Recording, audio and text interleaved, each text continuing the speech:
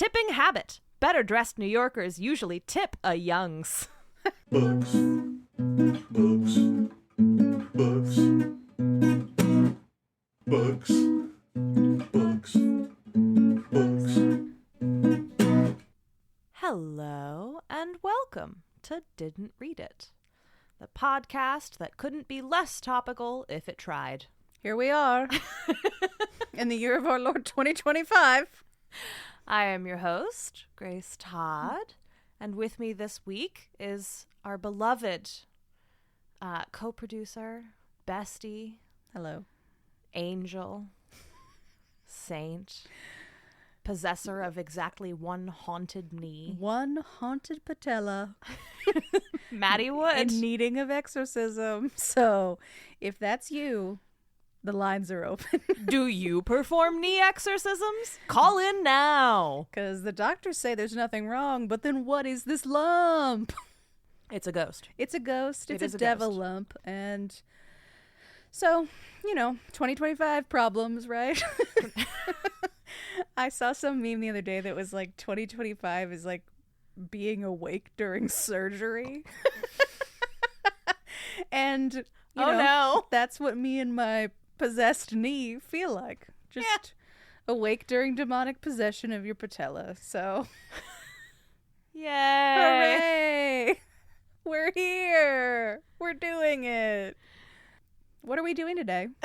Tell me what we're doing today. Well, you know what else the year 2025 is? Oh, tell me. It is the 100th anniversary of The New Yorker. Yes. That was complete with tiny hand horn. The little-known magazine spin-off of every college freshman's favorite tote bag. It's very true. If you ever wanted to feel a little erudite, you got that tote bag, girl.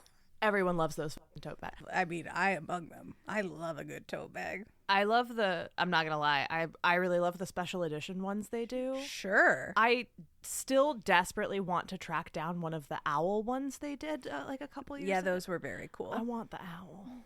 I was surprised that, like, to be fair, I haven't gone down this road, but that they didn't, like, bring back some beloved merch of years past. Because I kind of feel like they've been dragging out, or like, it's the year of 100 years of the New Yorker. They are very much doing that, And yes. so I gotta think they're like capitalizing on that in a merch swag capacity. And if they're not, that's a real missed opportunity. They definitely they have some stuff for sale. Yeah, As well they should, I They're guess. selling some items. Good for them.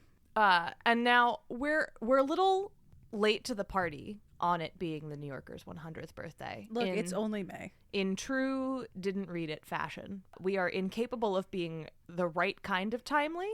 But we're like the fun, unique, quirky kind of timely. We're like either like too early or too late. Well, And I love this for us look, we are who we are.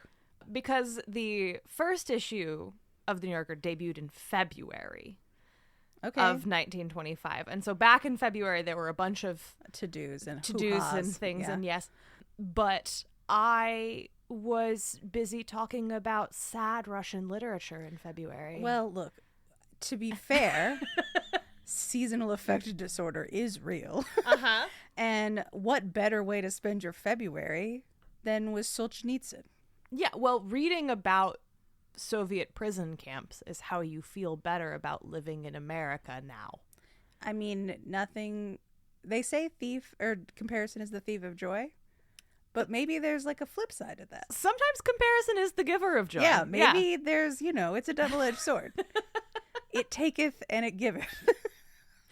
But what did just happen, relevant to the New Yorker centennial, Okay, timely alert. yes, is that the book A Century of Fiction in the New Yorker Woo, baby. just dropped.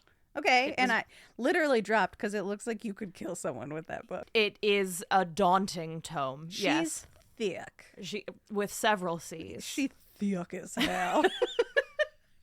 And it was officially released on April 30th. Okay, that's like literally only like less than a week. Yes. Less than a week away. And I got my copy quite recently. Of course you did. You got your hot little paws on it. I got my hot little paws on a big, thick She got them tome. paws on that big thick book. I just love to grab a page.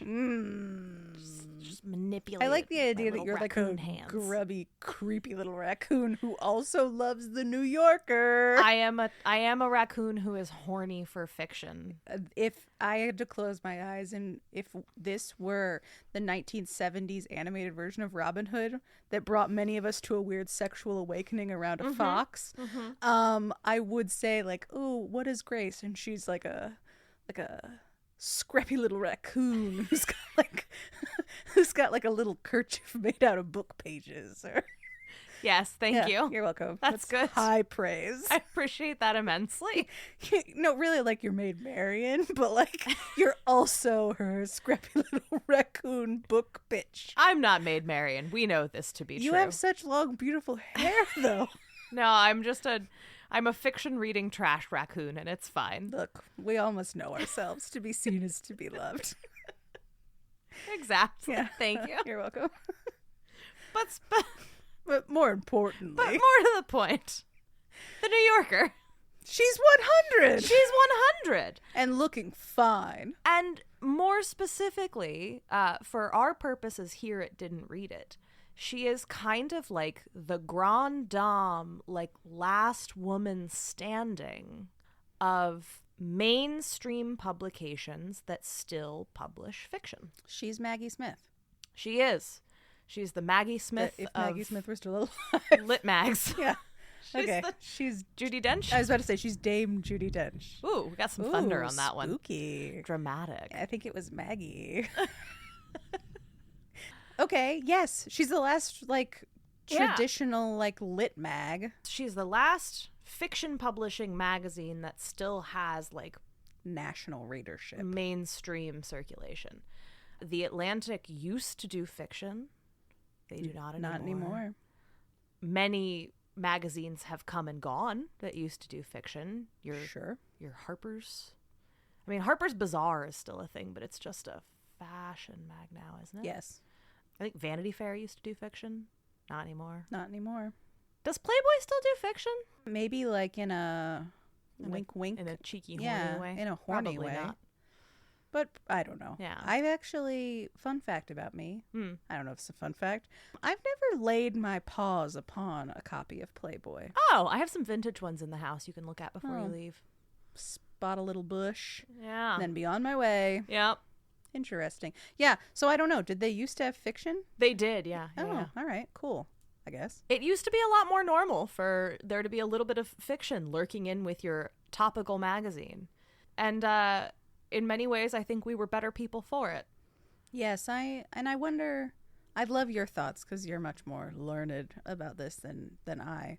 About why we've slowly but surely scraped fiction out of so much of our mainstream culture. I think a lot of it has to do with the increasing pressures of ad sales. As magazines became more and more and more Ads. glorified ads with a Sure. little bit of text in between, Sure. they had to carve out everything that they did not feel was absolutely necessary to get people to yank these things off the shelves.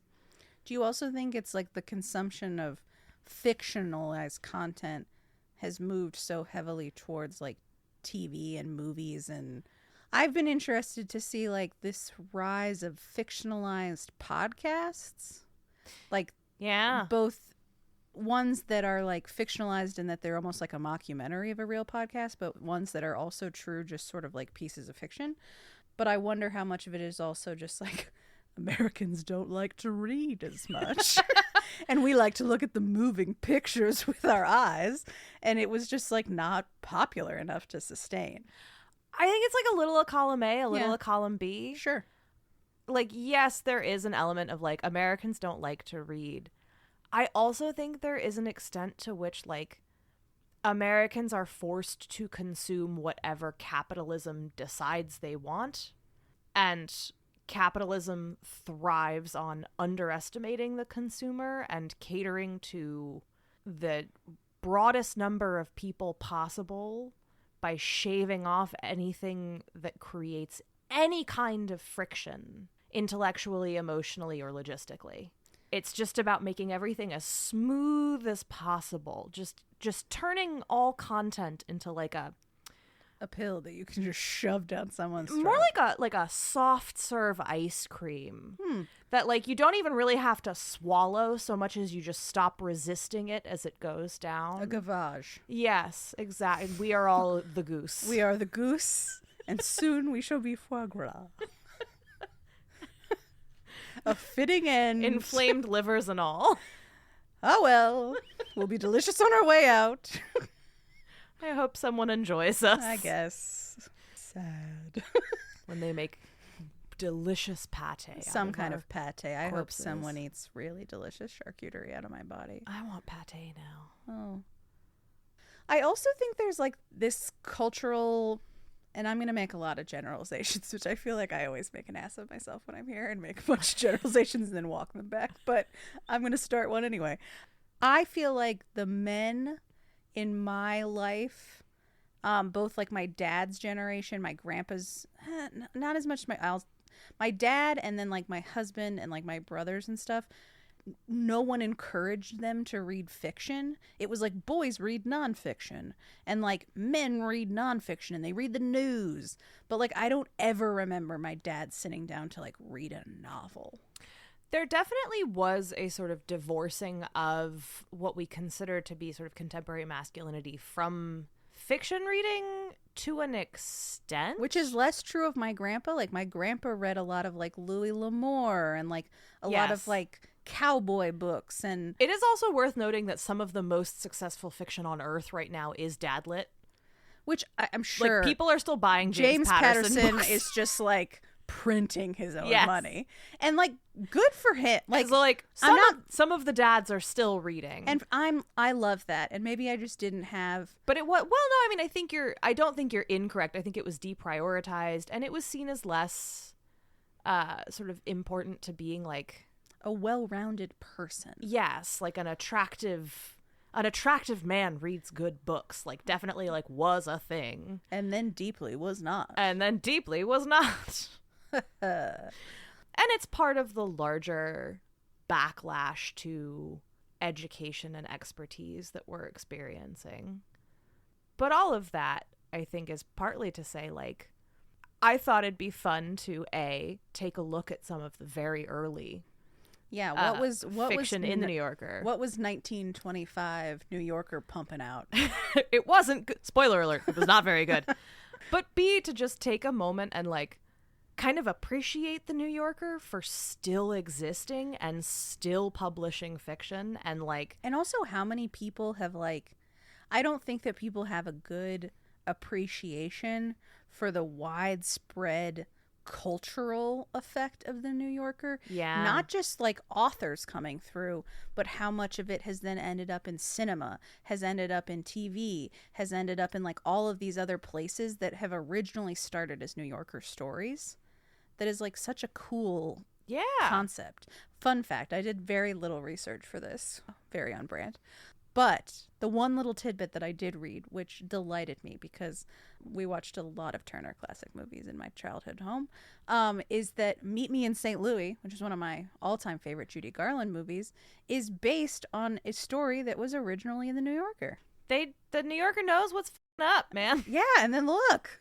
And I still make jokes about lines from that movie still make their way into my vocabulary today. And that's just for me. There is not a single other human being that I interact with on a regular basis that gets it. That's for me. Yeah. Well, and like, especially in a world where, for example, The Atlantic increasingly is making its living by publishing poorly thought out clickbait by homicidal centrists. And by being invited to signal chats with the Secretary of Defense. I really appreciate the New Yorker's whole like editorial vibe. Like they have spent the last 100 years just being like, nope, we are going to be topical but slow. Like one of the things I really appreciate about the New Yorker is that their article on whatever bit of news is happening is always going to be like a week late. Yes. Compared to everybody else. Because they're going to deep dive. And it is going to be the most thoughtful. The most thorough. Yeah. And the most fact-checked. I feel like they've also been able to maintain this, like, balance of a lot of fiction, but also the nonfiction they choose to do is, like, sort of, like, impeccably, like... Yes. Impenetrable. You can't really come at it. And it's like, no. I did that research, mother. Step back from me. Yeah, their fact-checking department is notoriously stringent, insanely thorough. Yes. And I appreciate that, especially in an era of like, I saw it on Facebook news. I'm like, God, could we have just like 1 ounce of their fact-checking department, like in the federal government? The look on your face right now of just like already crushed hope. You're just like, I know that what I'm saying is absurd. I was like, that's silly, you stupid hag. That's not even fun. Like, it's not even fun to dream. Wouldn't it be nice if everything was held to the editorial standards of the New Yorker and also occasionally brought us generation defining short fiction? Well, a girl can dream. Well, so tell us 1925. It's 1925. Yes. And the other little bit of inspiration for this is one of the sort of running jokes about millennials and kind of to an extent Gen Z is that like we're all extremely neurotic.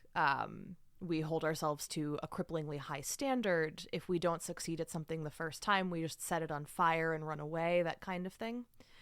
And when I was in undergrad, one of my professors, and I might have mentioned this on the show before, but one of my professors read us a section of one of Fitzgerald's like first drafts from The Great Gatsby.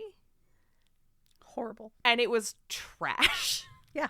It was so bad. It was so bad. And he was like, if you ever feel bad about yourself, remember, like this is that like from this section of first draft to like one of the best novels ever written in the English language.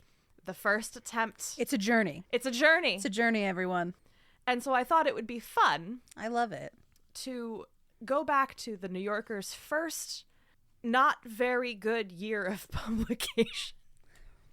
I love this because it means you can be bad at things and still be around 100 years later. Yeah. Which I guess, like, you could say that for a lot of things that are terrible still, but I like it in this instance. So the New Yorker was founded by Harold Ross. Yes. And his, at the time, wife, Jane Grant. They got the seed money from, like, some rich guy. Yes. that they were playing cards with. Yes. And how all good things should start. And it was a mess. Ross kind of had the idea of doing this, like, jokey, very topical, think like The Onion, but run through, like, a P.G. Wodehouse filter sort of arrangement.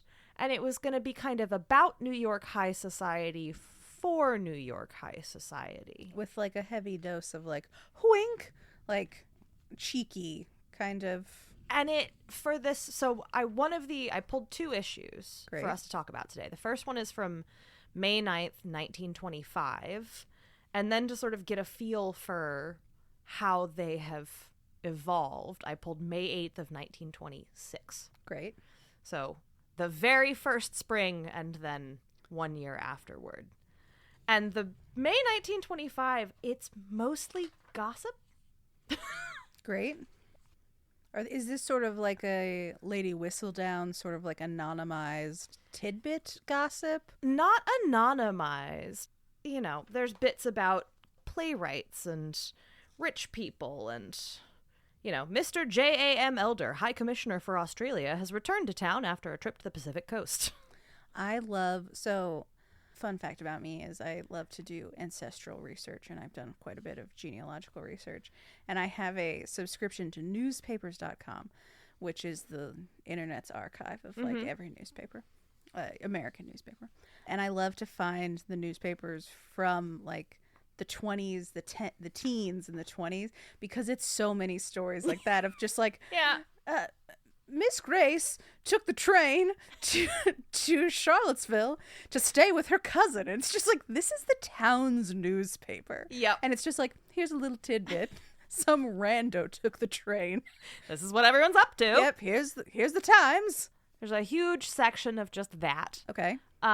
There is an interesting feature on like jazz clubs in Harlem that is very, it is assuming that you are a white person reading it, but they're Sure. like, here are all of the clubs in Harlem. These are the ones that are like run by black people but aimed at white people. These are the ones that are going to be like a mixed crowd of black and white people, and these are the ones where there are only going to be like one or two white people, and you can go, but only if you behave yourself, which I actually thought was really interesting. Yeah, I saw the headline and was like, oh, this is going to be Like the opposite of a green book.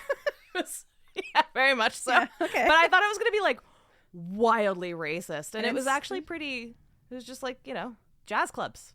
People are going to them. We love jazz. Here's how to go to a jazz club without embarrassing yourself. Good for them. Don't All right. be an asshole. All right. I stand by that still.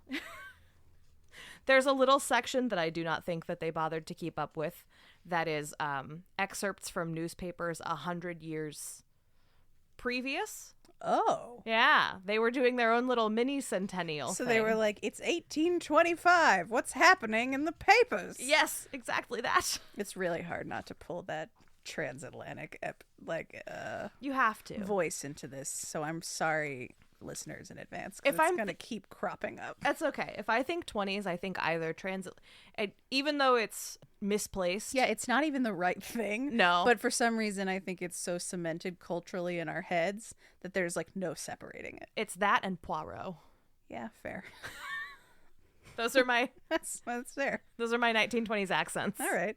But yeah, they have a section 100 years ago from the daily papers of 1825, which Everything cool and good was happening.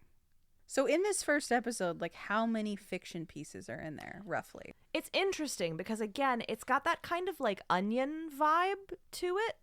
So there are multiple pieces in here that are not strictly reporting, right? They're kind of that like Lifestyle, satirical sort of. they're like fictional, but they're not really a fiction story, Mm-hmm. if that makes sense. And so one of them is called Story of Manhattan. Most of these are done anonymously with like an alias. So this one is attributed to Sawdust. Oh, okay. Apparently they had a real hard time holding on to staff for the first little while. Well, you have primed me that this is not going to be a great piece. No. So maybe the turnover was okay. And so it's full of jokes that I don't understand. The best kind. Like, it's full of topical jokes that do not make any sense to me. Like that are like so pinned to the time that a lot of that you think is just like not carried forward. It's mostly jokes making fun of the mayor. Hyper topical. Like hyper local, hyper topical. So You don't know a lot about the mayor of New York City in 1925? So it opens with, so it's called Story of Manhattan Kind, and it opens with, rents eventually became so high in Manhattan that everybody decided to build a home in the country. The rent is too damn high. Uh-huh. It's a theme, everyone. We've been saying it for 100 years. And then apparently after a while so the country fills up with country homes. Eventually all the people who have built these country homes quit their jobs in New York. It says many of the homesteaders started for work as usual, but few of them arrived in time to do any good. So they found their way back home and lived on canned goods until their money was gone.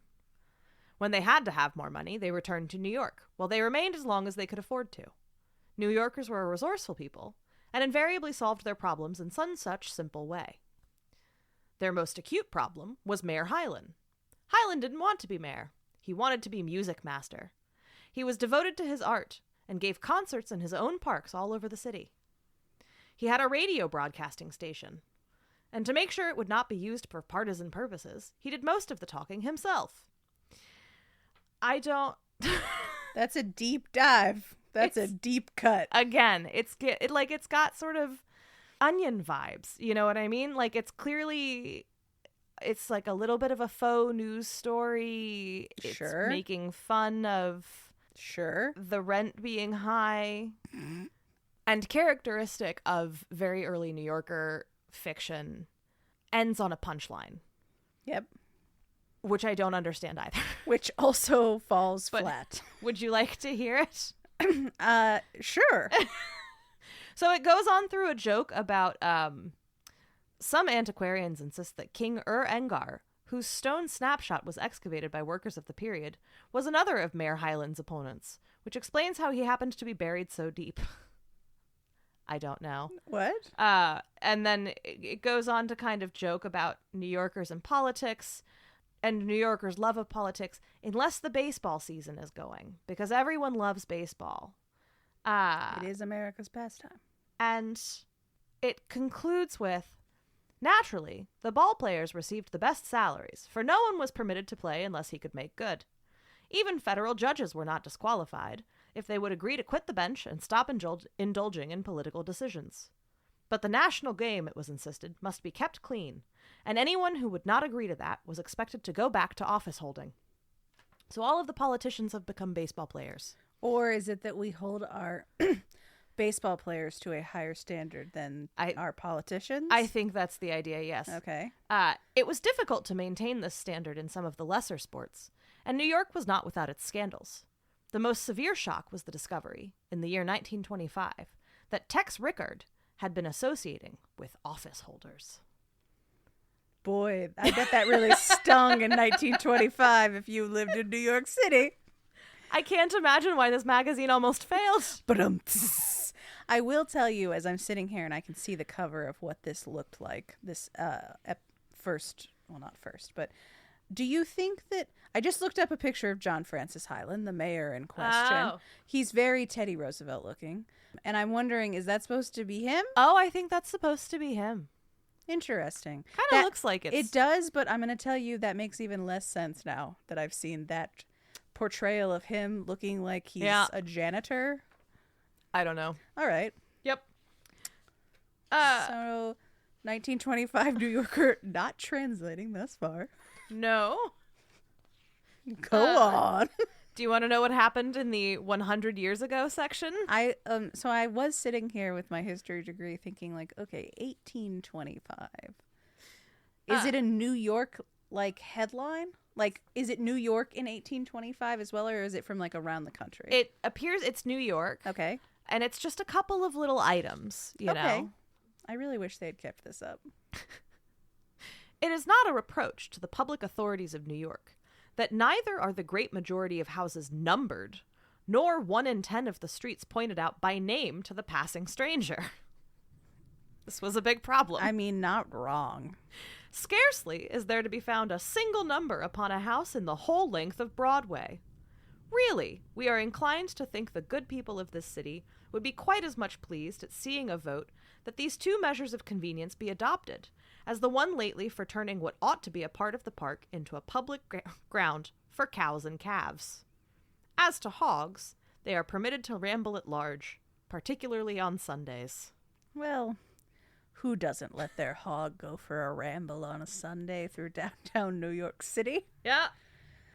There's a thing on the Society for Improving the Character and Usefulness of Domestic Servants. Okay. Is now offering listings of servants.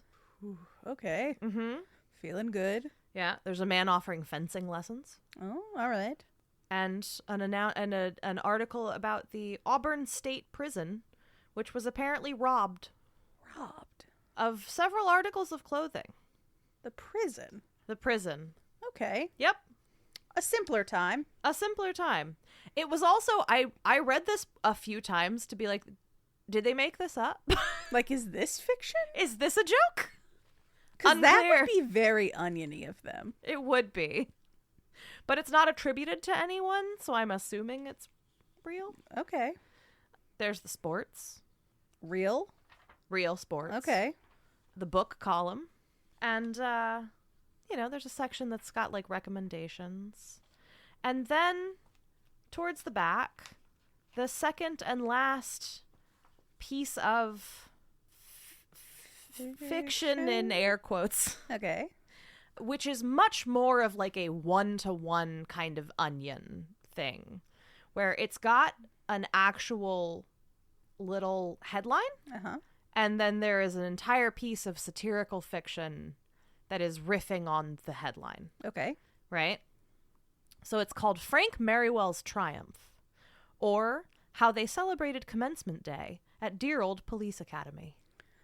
Oh, great. And it opens with the headline, The New Police Academy, sponsored by Commissioner Enright and under the direction of Deputy and Sponsor John J. Noonan, has been opened in the Old Commerce Building of the College of the City of New York at Lexington Avenue and 23rd Street.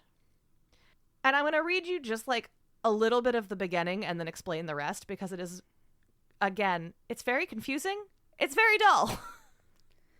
I wish we had I wish there was like a 150-year-old New Yorker sitting here with us to be like, did this slap at the time? Like, was this like, oh my God, the New Yorker? Or were you guys like, okay. I mean, Like, was this SNL or was it Mad Magazine? I think it was Mad Magazine. Yeah, that's the vibe I'm getting Uh, too. And so actually I'm going to hand it to you and let you read us some excerpts. Delightful. This bad boy starts the way I want everything in my life to start. Huzzah! Huzzah! Cried Frank Merriweather gaily as he dashed into the ivy-covered portals of dear old Police Academy at Lexington Avenue and 23rd Street. For Frank was ever an impulsive lad, although fond of animals. What the does that have to do with anything? Well, it turns out they're doing a clue hunting competition At the zoo? with Scotland Yard, and he has 2 bloodhounds. He's in charge of the bloodhounds. What? Uh-huh. President Emeritus Enright gazed at the youth kindly and placed a hand upon his fair hair. You must control your boyish spirits, Frank, he told him, for though tomorrow is commencement day, when the 3rd degree will be conferred upon you, remember that today we play our annual game of running down the clue with Scotland Yard, and dear old Police Academy depends on you as master of bloodhounds to assure us victory. What? Uh-huh. Okay. I am immediately drawn to the word democratic. He was a democratic lad. Nearly all the students at Old PA were Democrats, for that matter, and had even been known to tip his hat politely to Comptroller Craig, although, of course, disagreeing with him. Like, again, was that like a real zinger? I sat there for a while trying to remember what the Democrats stood for in 1925. This is not the party of Lincoln, but before that got flipped around.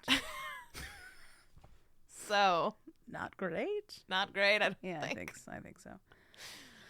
Okay. Shortly afterward, the lean-flanked Scotland Yard 11, all 9 men taking the hurdles so closely that their bowsprit were buried in foam. Like, what does that even mean? I don't. That's a sentence of words that my 2025 brain can't even comprehend. I don't know. Well bowled, shouted the crowd madly. Women fainted, children became hysterical, and strong men bowed their heads in unsuppressed emotion. What? Okay. And what of Frank, our hero? In his little white room in the Commerce Building, the Academy's dormitory, he knelt humbly between his 2 pet mustangs, Bozeman and Bulger, and offered up his thanks to heaven. I assume those are the dogs. Yes, Bozeman and Bulger are the bloodhounds. Okay, what is this story about? Like, That's it. okay, Oh, do you want to read the end? here's a toast to Police Academy. We die for dear old PA. Like, The end. the end. Who knows what it means? And like, look, I am always on board for cops being made fun of. Right? But was that cops being made fun of? I can't even tell. I think so. Okay. I hope so. I don't know. I'll like it more if that's what it is, but I don't know. So humble beginnings Okay. for fiction in the New Yorker. Writers out there, writers everywhere who one day aspire to be in the New Yorker. Please remember that bullshit I just read you, New Yorker. That launched the New Yorker. Huzzah! Huzzah! Good God. Okay, I have high hopes that 1926 is going to really bring us around the corner.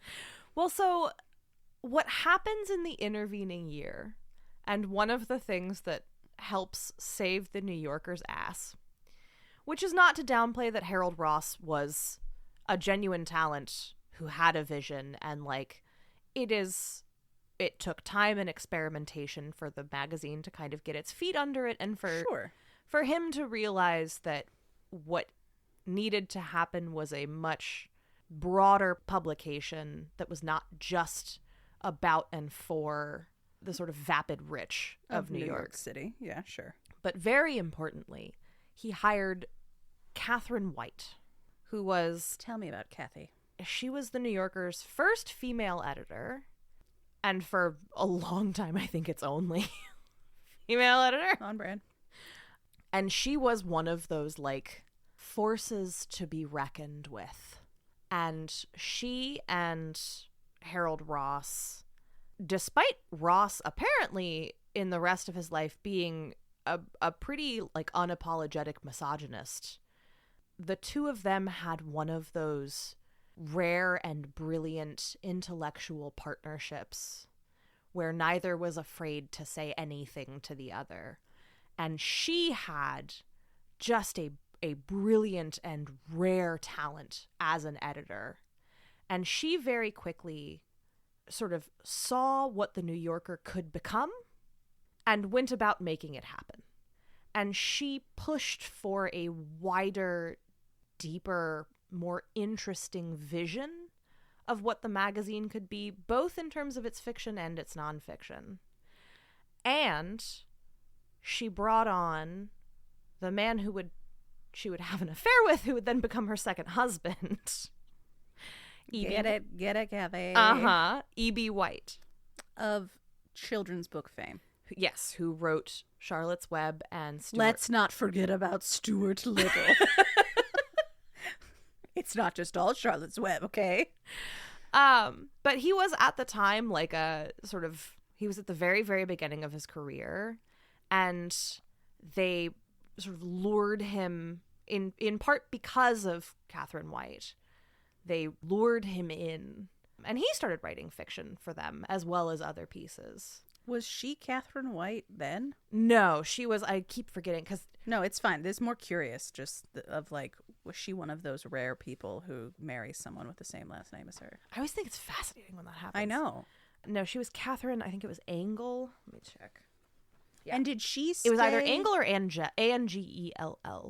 And interestingly, her son from her first marriage, Roger, wound up also being a career editor at the New Yorker and had her office. Ooh, cool. It was like a whole big family affair, legacy thing. Did she stay as long as Howard? She was there for basically her entire career. Because I think he was the editor or whatever his role until like the 50s. Yes, and she was there up through the 50s as well. And ultimately she retired. But she really shaped especially the fiction and pushed for like she was the one who got like Nabokov. So that was going to be my next question for you is like, okay, the New Yorker we know now is like this pantheon of literary, and like it's like, oh, everyone who is anyone has like come through the New Yorker, and you read this illustrious list of like Hemingway and Capote and Dorothy, like everyone wrote for the New Yorker, did something with the New Yorker. But how long did it take from those mid-20s, like before people were like, I want to, like, I guess by the mid-30s? Yeah, I get they had Hemingway and like Dorothy Parker, that's like the 30s. So one of the things that really made the New Yorker was they sent someone down to cover the Scopes trial. Yes. And that was what propelled them to fame. So kind of. interestingly that they were propelled to fame through what I assume was like a nonfiction piece. Yes. But But people at the appreciated same time, the fiction. it was not just but like the Scopes trial was kind of one of their first big breaks that really got issues moving off of newsstands. But it was this, I think one of the things about it is that Katherine White and Ross together were kind of this like intellectual dream team. But her vision for what it could be in terms of the fiction Is closer, do you think, what it ended up is being? it is what propelled it into the sort of quality of magazine that it wound up being. And I mean, they launched not just her, because there were other editors and other fiction Sure. editors over the decades, but like launched the careers of so many Oh, yeah. incredibly famous American I mean, you writers. really think of like any famous American writer from, and I'm sure this is like my own, just like not knowing as much about the current state of American writing. But in my mind, it's like anyone who is anyone between like the early 40s through like the 90s is in some way like they either wrote for the New Yorker, they had a piece in the New Yorker, like Yep. there's some connection. Yes. I mean, That's a powerhouse. patron saint of the pod, Shirley Jackson, Yes. became a household name The piece via the New Yorker. The Shirley Jackson's first story in there, I think I read, was like the piece that to this day the New Yorker has gotten the most like fan mail about. Well, I think it was a lottery. it was the mail. lottery. Not fan mail is the wrong word. The most Correspondence. engagement, as we would use the term today. Engagement. Yes. And that is like a direct result of sort of Katherine White's legacy. Very cool. Um, What about Janet? so she and Harold Ross divorced, and I think she peeled off. I don't know how long she stuck around. Gotcha. She was very instrumental in kind of helping get everything off the ground, but It's really Harold and Catherine that's sort of like they're the drivers. dream team. They're the brainy dream team. And then E.B. White, once Catherine and E.B. are together. Once they, she wasn't like a great mother. Yeah. Not like a horrific one, but apparently she did not tell her first two children that she was marrying E.B. White, and they read it in the newspaper. Kind of thing. Okay, well, You know, choices. choices. But what are you going to do? You know, When you're going to marry E.B. White, you're going to marry E.B. White. you are, I mean, when you get the chance to bone down with the man who's going to write Charlotte's Web, there's no, The man who's going to ruin childhoods for the next 100 years. It's going to make you fundamentally think about life and death as a child. yeah, Sure. yeah, And introduce you to a fun tiny mouse yeah, who lives with people. yeah. Let's not forget about Stuart Little again. No, You are defending the legacy of Stuart Little. Stuart Little erasure on this podcast. I mean, I would argue that without Charlotte's Web, we don't get Babe. Oh, you definitely don't get Babe. And those are the two like most childhood ruiningest Things. stories that I. It sort of is like, depending on the type of parent you had, I think you got ruined by Charlotte's Web or Babe, or both. I was both. I was both. But I think there are plenty of people that it was one or the other. Yeah, I think Charlotte's Web primed me to have my life ruined by Babe. Sure. And now I tear up whenever I hear that song. That the little, If Blue I Moon? had words to Oh, make a yes. day for you. yeah, you don't have to. Yeah. We're here now in this terrible timeline. You don't have to sing. You don't have to sing the Babe song. I thought you meant the little mice that sing Blue Moon. Blue moon. That's how you standing alone. All right. So, in August of 1925, Katherine White was hired by the New Yorker. I love that. What was And- her background? Was she already an editor? No, she, I think, had a little bit of journalism experience, but really like right place, right time, right education. She'd, gone to like, she had a fairly privileged upbringing, went to like very nice all girls private schools, went to, is it Bryn Mawr? Is that how you pronounce it? Yes, Yeah. Bryn Mawr. Went to Bryn Mawr, moved to New York. She was married with 2 small children and needed a job. And to meet E.B. White. Exactly. And was hired to be a manuscript reader and editor at the then baby New Yorker that was struggling to keep staff. Yeah. Lil Norker. Uh-huh. You know, as it's commonly known. Okay, And so now here we are a year later. By 1 year later, in May 8th, 1926. I swear to God, if the word huzzah is in that edition that you are about to lilt through. And things have changed a little bit at the New Yorker. They still have a lot of, the goings on about town are intact. The talk of the town. Sure. We still have sections about what all the rich people are doing, although it's a little, well, I was actually going to say it's a little smaller, but that's a lie. There's a sort of fiction-esque piece called Hyar, the Big Flea Circus. You're not convincing me that 1926 is any better than 1925. Bear with me. But I have faith in you. So there's a very silly piece about a flea circus that is, in fairness, kind of charming. Sure. It's one of those, again, sort of Onion-esque fake news. Like, we went to the flea circus and this is what we saw. And I just, this is actually very cute to me. This is the end of the flea circus pieces. We had left this tawdry atmosphere and were nearly home before we discovered we had somehow picked up a lonely little chorus flea in one of the dressing rooms, who would only say her name was Madeline, and nobody loved her, and she wanted to end it all. And so there was nothing to do but take her along. If Professor Rule will get in touch with us at once, he may have her. We haven't had a wink of sleep for 3 nights. It's really rude that this story ends with me. The chorus flea. You're the chorus who flea. nobody wanted. Who wants to end it all. I should be getting life rights. There's a very silly, proto-judgmental map of New York. Oh, I love that. Okay. Which is mostly notable because of there's little arrows that are like, to the Bronx, God forbid. To Brooklyn, but why? Up this way lies Yonkers, and who cares? Okay. Very Manhattan-centric. That's very Manhattan-centric and Yes. also still very accurate to how people feel. Yes, indeed. But the 2, main pieces of fiction are a still satirical but significantly more competent piece called My Silver Dress, which is a sort of interior monologue of a girl at a dance who's wishing she had dressed differently, and there are men there. And it's still kind of lighthearted and comical, but it is much, much more competent than anything in the 1925 Well, already an improvement. issue.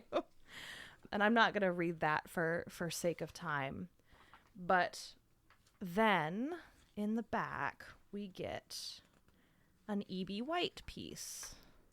Oh. Which very clearly points in the direction of where the New Yorker is going to go. I thought you were going to say in the direction of Stuart Little, and I was about to get so No. excited. And this is called Always. And it's not very long, so I thought we would just read Let's hear it. He arrived from a bench in Union Square and joined the small group that listened to the mechanical piano, which a merchant had placed in his 14th Street window. The tune was Always. He had a 4-day beard and a look in his eye. As he stood there, 3 parts of him seemed to march well ahead of the rest of his body: his head, his knees, and the toes of his shoes. His shirt sleeves were shorter than his arms. His jacket sleeves were shorter than his shirt sleeves. And his overcoat sleeves were shorter than his jacket sleeves. His trousers, intimately twined about his skinny legs, trailed off to nothing midway between knees and ankles. His feet were shorter than his shoes, into the tops of which his ankles fitted as easily as a spoon in a coffee cup. His celluloid collar was the color of oyster stew. Now that my blue days have passed, the piano, with tremulous devotion to 3/4 time, slowly chopped out the music, and the man's lips silently followed the words. Now that I've found you at last. As the piano slid gravely into the chorus, the sun slid gravely from behind a cloud, and a slow, warm brightness came over the street. The man's expression did not change. His lips continued to move. Days may not be fair always. That's when I'll be there always. The sun slid back behind a cloud. Not for just an hour, not for just a day, not for just a year, but always. Re-roll. He sauntered leisurely off toward 6th Avenue, head, knees, and toes leading the way, the rest of him following reluctantly. At a gum slot machine, he pensively pushed a lever and felt to see if anything had happened. He attended a minor collision between a truck and a sedan. At 6th Avenue, he turned the corner and drew up in front of a doorway, where signs were printed on cards. Again, his lips moved silently. Laborers, white, $5 a day. Dishwasher, $24 a week. The sun, in an April mood, made an entrance through the L pillars. Elevator buildings, $25 a week. Stableman, $28 a week. The sun left again. Re-roll. The man shuffled away down the avenue. Not for just an hour, not for just a day. The end. All right. So that's different, Yes, right? That much is different. That is a tonal shift. Well, that's like an actual short story. Like, that's an Yes. actual little piece of fiction instead of some weird, I can't tell if you're taking a swing at the police or not, fictionalized, Correct. satirical piece. And it's poignant. Yes.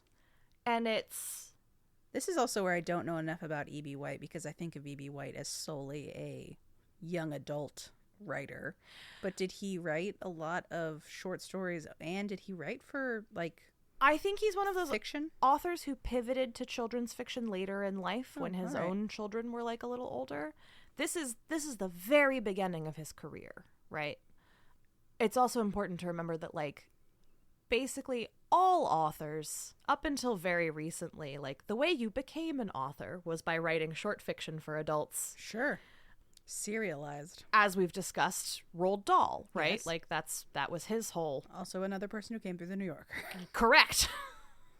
And it's not just poignant, it's not just more thoughtful, but it's also kind of by virtue of what it is, right? You can see them letting go of this idea of a magazine for and about the rich. That's a short story that is not intended to be like, That's not a transatlantic accent story. no, it's not. Yeah. That is a thoughtful. At what point did the New Yorker start national publication and like syndication? I assume obviously not immediately. You know, that I don't know.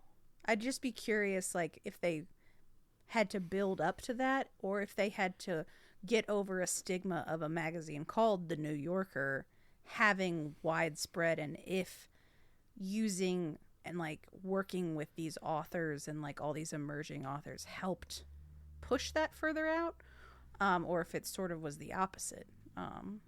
The impression that I get is like by the 30s and 40s, when they are, you know, when they've really become like The New Yorker. the New Yorker, that their distribution is Wider. wider. But also, New York has never been shy about the fact that it thinks it's the center of the universe. So Yes, that's very true. It's very true. still does. Bless them. Can't help themselves. No. It's okay. And so they've put out this big collection of 100, and the first story in a century of fiction of the New Yorker is an E.B. White short story that I actually didn't like as much as this one. It makes sense as the opening story for the collection. I think it sums up this era quite nicely. It is an E.B. White piece that is short and funny, and satirical, and I think is a perfect jumping off point for the collection in terms of being like, this is really what the first couple of years were about. Because you said the book doesn't even have anything from 1925. No. They were just like, that year was a wash. They were like, let's not talk about it. We were getting our sea legs. But I think Always is a more interesting and kind of sad, and like I said, more poignant little story. But I think it's a very interesting little artifact of a sort of turning point. Yeah, you like can a see shift them in action. Shifting course.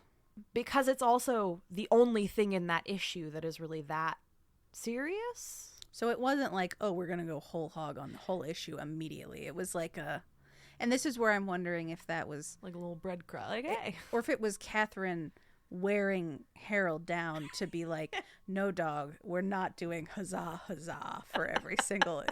I'm going to put 1 in, and then I'm going to put 2 in, and like, yeah. It's a gradual sort of shift. Gonna build. Yes. Yeah. And next thing you know, you're doing like 6, 7, 8 page J.D. Salinger. Now, what I am interested is I could see from the printout that you were reading on the back of that page was a profile. So they've been doing profiles like pretty Since much the very beginning. Oh, I do love that.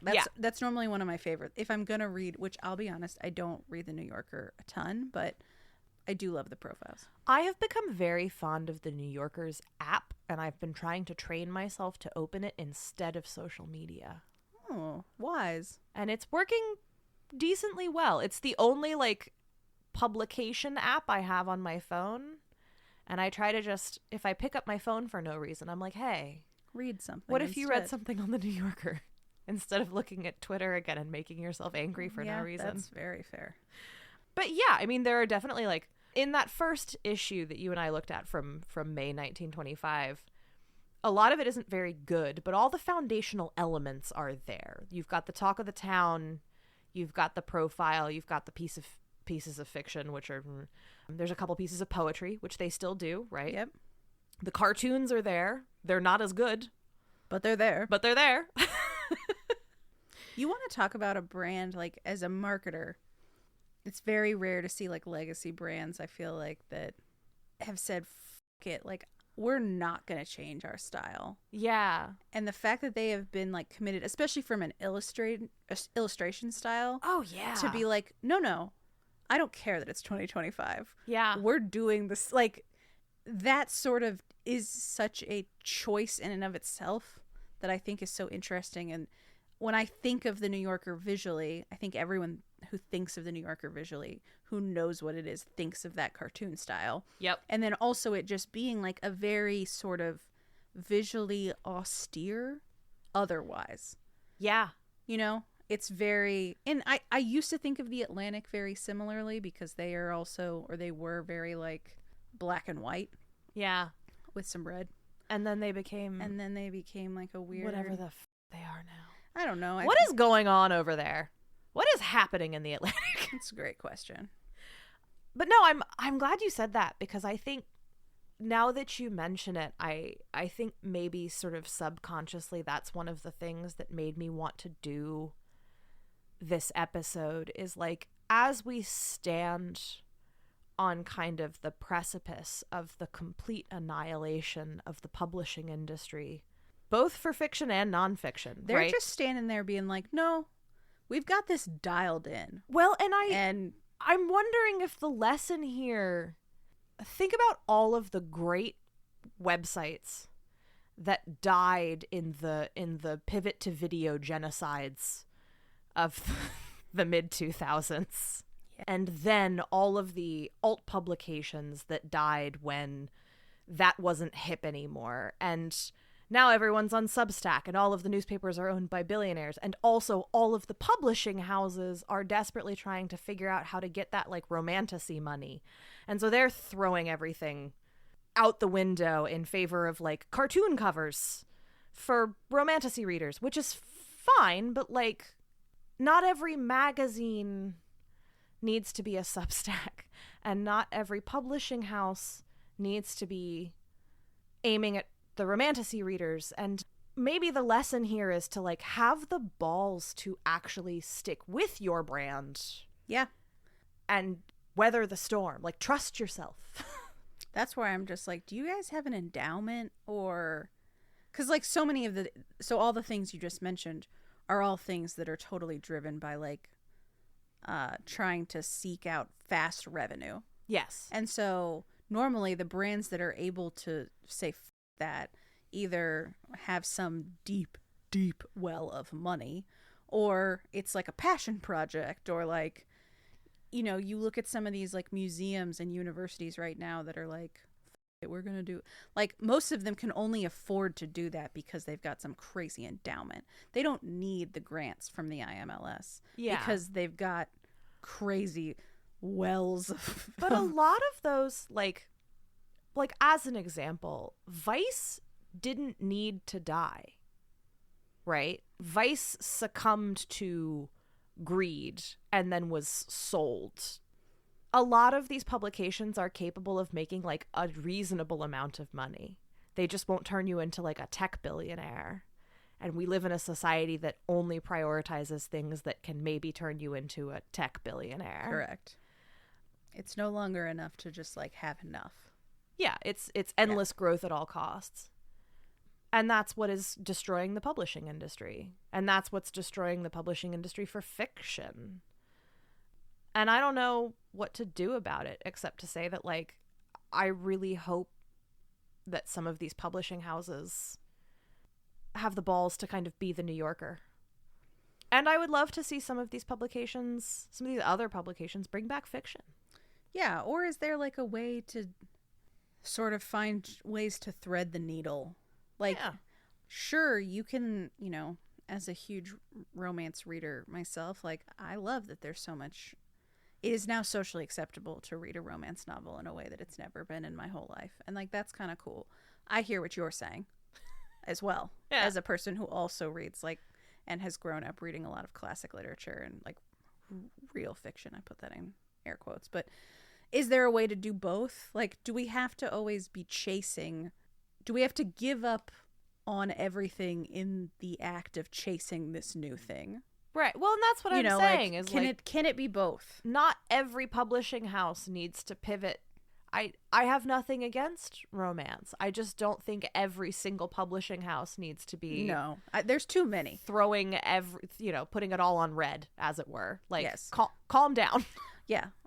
We still need literary fiction. Also, like, a lot of it, it's like, my bar is pretty low for that type of fiction. I don't need it to be, like, beautiful. Sure. But we've hit I gotta think it's, like, above fanfic.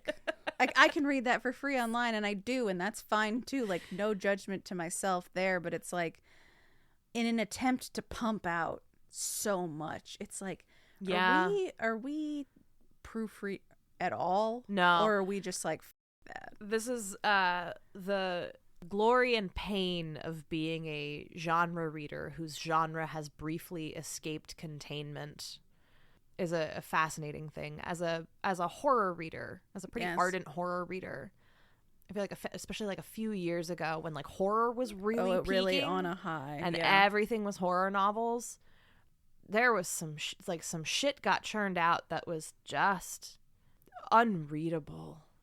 Yeah. Like, and this was before ChatGPT was a thing. Yeah, this was just like a human created this unreadable stuff. Yeah, I lay so much of this at Twilight's feet. Oh, God. I really do. Well, that and 50 Shades. But back to the New Yorker. Sorry, New Yorker. I would not dare pollute the shades of Pemberley. Katherine White would revolve in her grave. Truly. I don't think she passed away, I think, in like the 70s maybe. Yeah, I was gonna guess like 70s or 80s. I wonder what her son thinks of. Is he still at the New Yorker? I think he's passed. I think he has since passed away now, but he okay. was at the New Yorker for like his entire career, I think. Wild. Yeah. Wild. Yeah.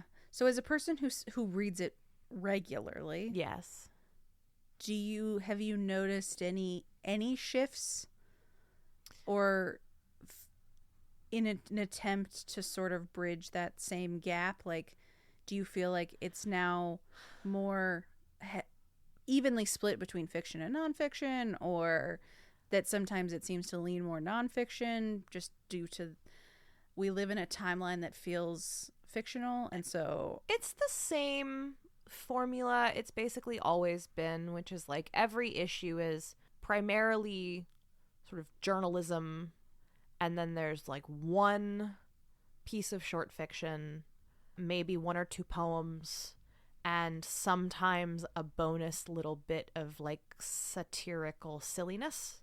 when you're picking up your phone to look at the New Yorker instead of Blue Sky or Twitter or whatever, are you always going to the fiction stuff? No, I tend to just kind of open Whatever's it and at go the top. go scrolling.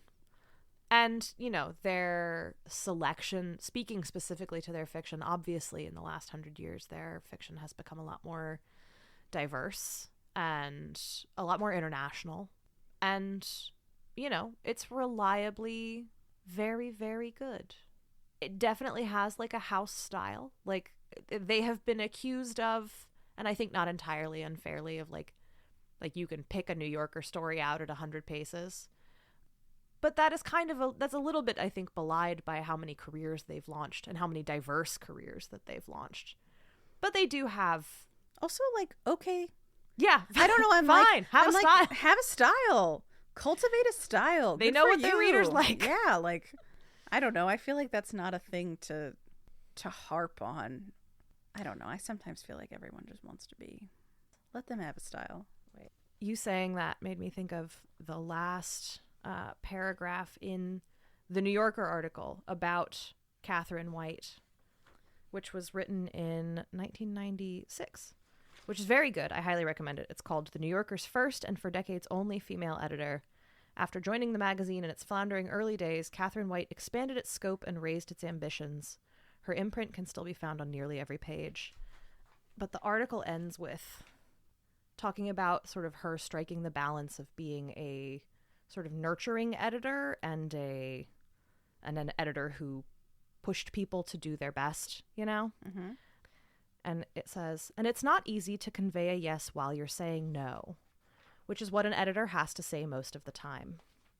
Katherine knew the difficulty and the importance of getting this equation right, and it was at the heart of her approach to her work. In a self-critical letter that she wrote to a friend who had praised one of her gardening columns, a piece that frowned on certain schools of flower arranging, Katherine conveyed this and also managed to tip her hat with characteristic generosity to one of her writers. The piece, she wrote, had the great disadvantage of being an attack or knocking down, and, as Marianne Moore once wisely said in a lecture to students, it's too easy to be against, and much harder and more useful to be for. Only she said it so much better. I like that. Well, and you made me think of it, because, like, yeah, it is very easy to be against, and it's much harder to be for. And Right, just let people... which is not the same as let people enjoy things, which is a whole other rant. No, but, like, no. I am for the New Yorker, and I am very sad to think that it is now essentially the only publication of its kind. And I would like to think that we could live in a world that could support more than one New Yorker. And not exactly the New Yorker, but another publication that did fiction and nonfiction and did it thoughtfully and maybe had a different perspective than the New Yorker does. Like, I wish the Bitter Southerner would start publishing fiction. You know what I mean? I've always been surprised that they've never gone in that direction. If you're listening out there.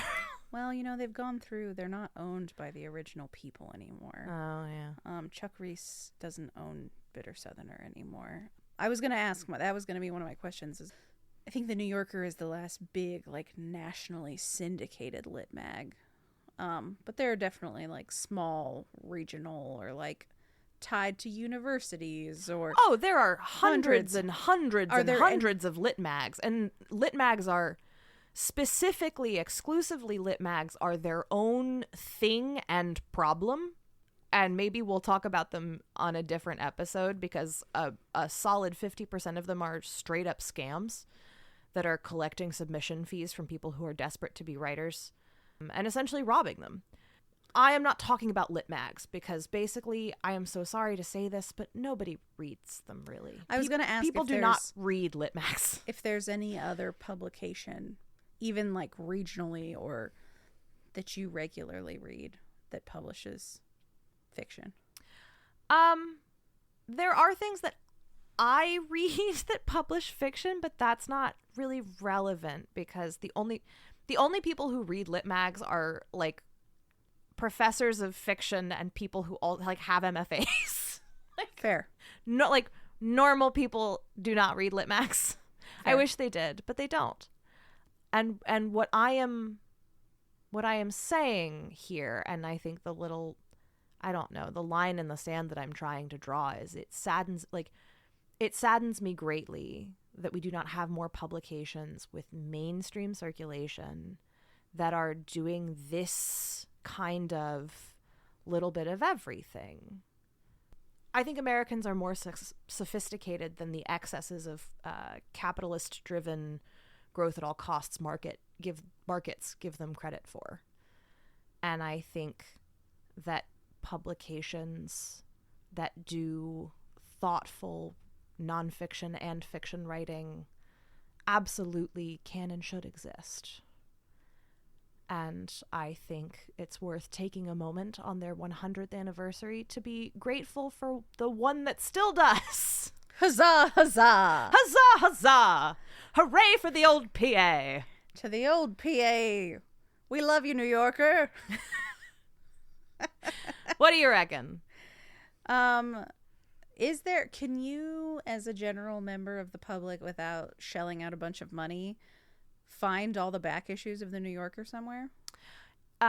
If you have a subscription to the New Yorker, you can access every issue of the New Yorker that has ever existed. Wow. Yep. Digitized. Yeah, they have their full archives online. That's how I got these. You can just noodle around. You can like pick a year. Oh yeah, I'd do that. There's a little gallery. It's actually a very nice interface. If you just Google like New Yorker archives and then sign in with your account, you click on a year and it shows you the cover for every issue of the year, and then you click on it and it like opens it up in one of those kind of light box Yes. things. PDF viewer where you can flip through. And sort yeah, of. you can read the magazine from any year you like. Oh, I like that. Yeah, it's very fun. I highly recommend it. I love the old ads too. Supper and dancing after the theater at the Club Trocadero. Fred and Adele Astaire. Here's a hat ad. That tipping habit. Better dressed New Yorkers usually tip a Young's. Young's hats. None better made. Herman Gantfor presents Barry Connor, hilarious comedy of youth, love, and laugh. Hell's Bells, 4th month. Sweaters are so important this season that they are considered correct for all informal wear. In all their history, there has never been a more fascinating variety of models. Just an ad for the concept of sweaters. Just sweaters. Just like you should probably wear one. Somewhere in here, there's an ad that's like, this equestrian shop will make sure that you dress equestrian correctly and don't f up and embarrass yourself. Don't look like a rube on a horse. Yeah. Sharpen your wits. Win a prize.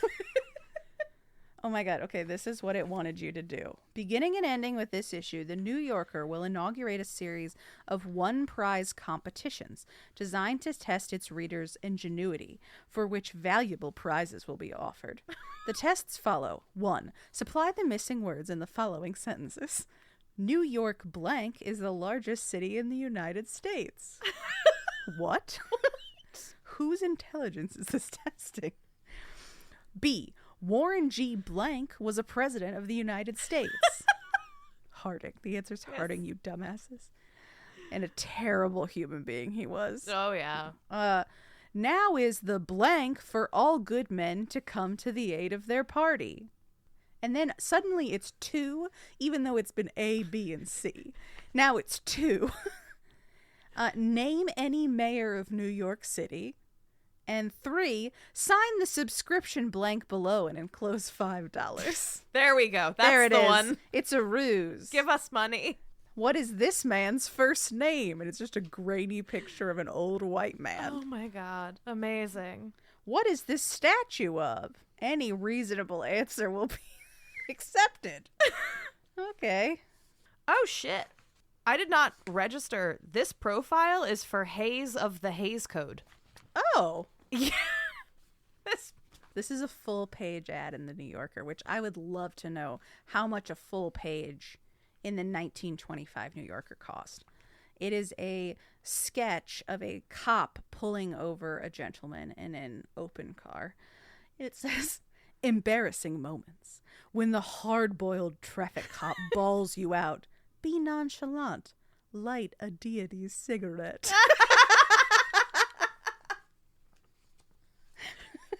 When you're drunk driving, but it's 1925 and so nobody cares, Be nonchalant. Light a deity's cigarette. calm down and have a deity. That's amazing. Oh my God. I loved that a lot. That was worth this whole episode. All right. Any closing thoughts? No, just what I always say to everyone, read more. I think we really all could be reading more, and if the last couple months hasn't proved that, I don't know what else will. So. Fair. Well, sometime celebrate 2025 by reading some fiction in the New Yorker or some fiction that was originally published in the New Yorker. If you don't feel like getting a subscription to the New Yorker, there are several different short story collections from throughout the years of short fiction that was published there Or originally. just tip a hat and read something that came through them. Yeah. Go to your local library. Read In Cold Blood. Yeah. Read some Shirley Jackson. Read some Shirley Jackson. Or be decadent like I was and buy yourself That thick ass giant That centennial thick. A Century of Fiction in the New Yorker collection. I wish you guys could see the way she's pawing at this book cover. It is sexual. Like a little raccoon. Yep. She is just ready to get her patas on that. Did I pre-order it? Yes, I did. Of course she did. Did it come beautifully wrapped in New Yorker printed Of course it tissue did. paper? Of course it did. The brand knows what they're about. Does it have Eustace Tilley on the cover? Of course it does. Of course. I would expect nothing else. It's a beautiful book. And it has a very nice introduction by Deborah Treisman. Treisman. I love that. I hope it's around for another 100 years. Me too. And if you're thinking about launching a literary magazine, if you're thinking about launching a magazine with a literary element, should I say, go for it. Let me know if I can help. Or if you're the bitter southerner and want to just try that for real, Yeah. let us know. Or if you're honestly, you know what? Here's my offer to The Atlantic. Are you listening, The Atlantic? Do I have to put you in a signal chat? I Would will you pay attention to me then? I will stop being mean to you, The Atlantic, Which I'm sure you're very perturbed about. if you start publishing fiction again. Garden and Gun is as close to sort of, and again, that's a very specific audience. Also, I would if Southern Living started doing short stories, I'd be over the moon with the readership they have. Yeah. It could be great. USA Today, just slip one in. Just smooth. It can have so many colored graphs. I don't care. Don't tell any of the monsters that own any of our current mainstream publications to just slip one in. I wanted to tell you there's a real marketing vibe when you're talking about something and you are yeah, you got to make it look like USA Today version. That's that's the lowest. You have to make it look like something a child could read and understand. And that's something that we do regularly say. Sorry, USA Today. Slip a little piece of fiction in. And we'll forgive you. And I'll forgive you. Like I said, colorful charts are welcome. Yeah, the first mainstream magazine to reintroduce fiction or introduce fiction will earn my undying loyalty. A free sponsorship on this podcast. Yeah. Which is worth a lot and nothing. Millions. At the same time. It has millions. Yeah. Maddie. You're right. Millions. I mean, look, we've been turning them. We've been look at all batting this them down. free advertising we've just done for the New Yorker. They're going to be so grateful. If nothing else, they could send us a tote bag. I need the owl one. If you're listening, if this flags on any intern's Google alerts for the New Yorker, if you could please send us 2 owl tote bags. I'm begging I'm you. sure that you have like a shipping container with some leftovers somewhere. Please. I don't have the energy to cancel and redo my subscription every time you launch a new tote bag that I need. Please. And do I need any tote bag? No. But do I want it? Yes. I put my wares in it. All right. That's probably enough from us. Sorry, guys. Hey, Maddie. Hey. Thanks so much for being here with me today. This was a good one. This is fun. This is fun. And thank all of you for being here with us today. I hope you're all acclimating to the new every other week schedule. So just a reminder, we will not be back next week. We'll be back the week after next week. Titillating. Yeah. Scintillating. Every other Sunday. That's the new schedule. Yeah. And also a reminder that if you don't have enough novelty tote bags in your life, you can buy one from us. Yeah. You could have a didn't read it tote bag. Yeah, you could put the didn't read it tote bag inside. Actually, no, here's what you do. You take your New Yorker tote bag and you take your didn't read it tote bag and then you cut them apart and then you sew them back together. So you have one double-sided. side, and then it makes it look like we've done some kind of sweet collab with the New Yorker. Yeah, then There you it have is. 2 double-sided didn't read it New Yorker tote bags and then you give one to a friend. Correct. Uh-huh. Yep. So we've just like basically given you a really cool gift idea. So Yeah. And a fun weekend project. So you're welcome. You're welcome. And thank you. And we love you. And we'll be And- back soon. See you later. And as always, if you can, this week, this month, this pay period, consider supporting a living author. Because the world is ending. And the publishing industry is collapsing. And they could sure could use the help. really, really use the love. Bye. Bye. Didn't Read It was created, written, researched, and recorded by me, Grace Todd. Maddie Wood is our co-producer and social media maven. Our theme song is Books 2.0, written, performed, and recorded by William Albritton. Our logo was designed and illustrated by the incredibly talented Jess Versus. Special thanks to Black Iris Social Club in Richmond, Virginia. Reach out to us with questions, concerns, or academic scrutiny at didntreaditpod@gmail.com.